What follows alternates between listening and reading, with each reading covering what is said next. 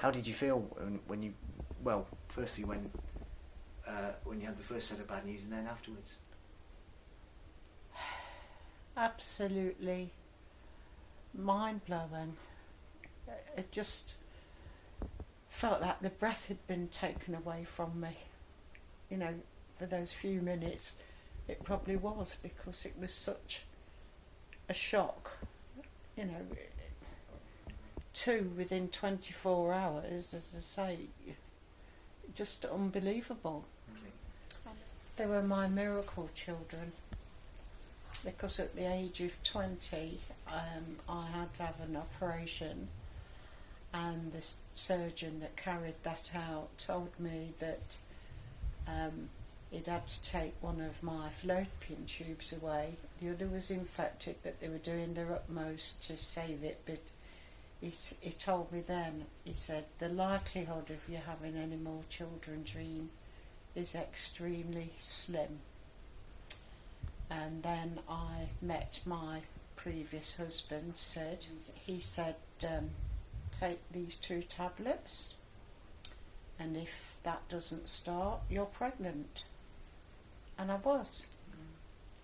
So that was Jacqueline, of course. And then I went on to have the blessing of another one 3 years later, which was Amanda. Were they close? Yes, very, very close, yeah. They were a blessing. You know, sometimes I could have torn my hair out at them, but hey, that's kids, isn't it? And it's nice to still see it written down how strong their bond was together. It was really hard organising the funeral and stuff, because there were certain things that I wished that my auntie was there to say, would Mum like that? And it was then that it was realised that, okay, she's not here and she can't help. I'm so proud of them both, because organ donation was never ever mentioned, and then to find out that they both were organ donors. When she was measured for her heart and everything, because it was pure gold, and she did have a heart of gold. And with my mum, she didn't just smile with her mouth, she smiled with her whole face. Like, she had a big cheesy gummy smile that her eyes sparkled, and she couldn't help but hide how she felt.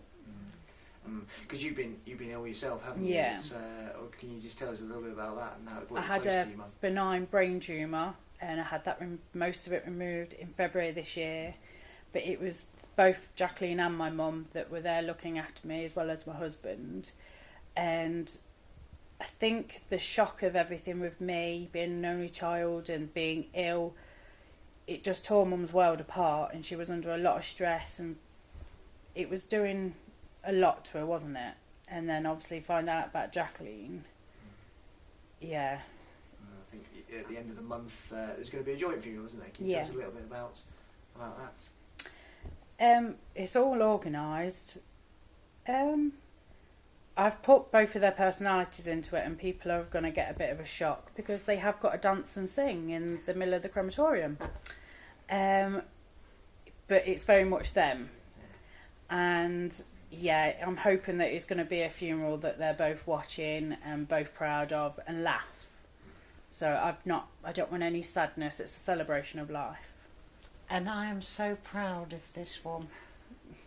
I really am. You know, she's had a tough year, and she's come through it stalwart, strong.